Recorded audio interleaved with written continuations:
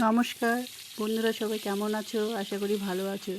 তো তোমাদের বিউটি দেবনাথ ব্লগে সবাইকে স্বাগত জানাই। তো আজকে আমি তোমাদের দেখাবো এই গরমে বাটা মাছের ঝোল, মানে খুব হালকা করে বানাবো। তো কেমন করে বানাচ্ছি তো তোমাদের দেখাচ্ছি। প্রথমে মাছগুলোকে ভেজে নিয়েছি, দেখো সবগুলো মাছকে সুন্দর করে ভেজে নিয়েছি।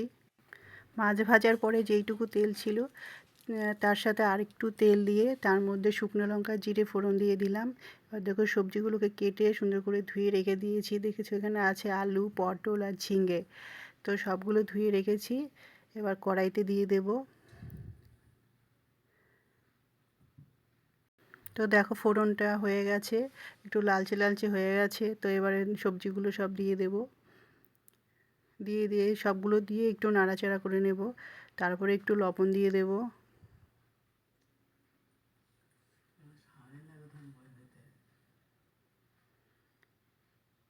লবণ দিয়ে নাড়াচাড়া করে একটু ঢেকে রেখে দেব। ঢাকার পরে সবজিগুলো একটু নরম হয়ে আসবে। তারপরে এর মধ্যে দিয়ে দেব আদা বাটা।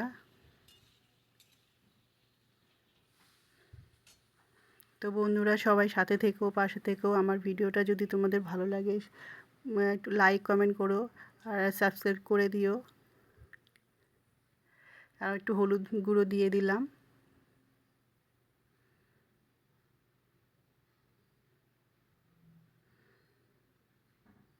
একটু নাড়াচাড়া করে নিচ্ছি ভালো করে।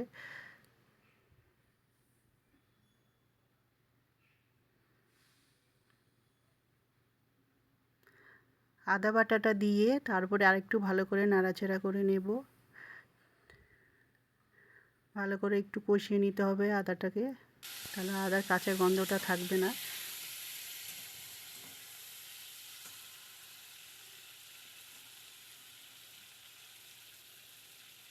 তারপরে একটু দিয়ে দিলাম জিরের গুঁড়ো। জিরের গুঁড়োর পরে দিয়ে দেবো একটু লঙ্কার গুঁড়ো। আর আমি কিছুটা কাঁচা লঙ্কাও আদার সাথে বেটে দিয়ে দিয়েছিলাম।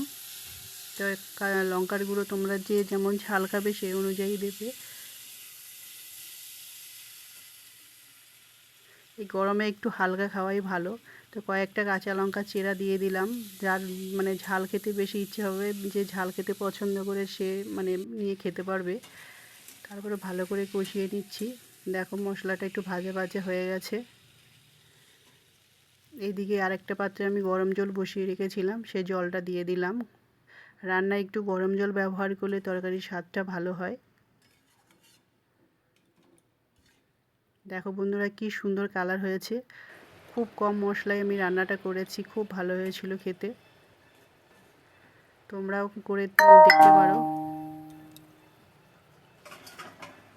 দেখেছো কালারটাও কিন্তু খুব সুন্দর এসেছে। বেশি কিন্তু গুঁড়ো লঙ্কা দিইনি, তারপরেও দেখেছো কালারটা কত ভালো এসেছে। তারপরে মাছগুলো দিয়ে দিলাম, ভাজা মাছগুলো সব দিয়ে দিলাম। দিয়ে একটু নাড়াচাড়া করে তারপরে ঢাকা দিয়ে রেখে দেব।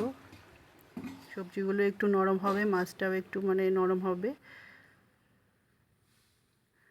এই দেখো হয়ে গেছে, কি দারুণ মানে কালারটা এসেছে দেখো। আর কিছুটা ধনেপাতা কুচি দিয়ে দেবো উপর দিয়ে ছড়িয়ে। তারপরে রেডি হয়ে যাবে। এই গরমের জন্য খুবই ভালো এরকম হালকা মশলা দিয়ে রান্না।